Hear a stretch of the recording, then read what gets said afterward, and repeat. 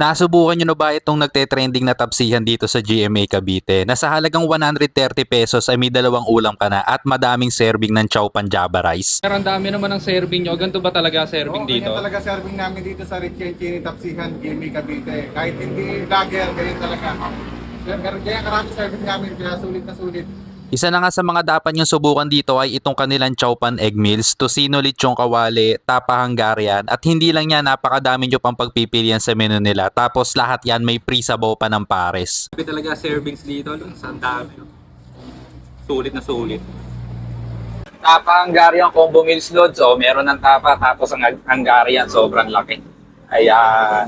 Kain. Ito pala yung Richie and Chini Tapsihan at Pares na una nga na nakilala sa Makati. Ngayon ay may sarili ng pwesto dito sa GMA Cavite. Open sila ng 4 PM onwards. Kami pala ang owner ng Richie and Chini Tapsihan at Pares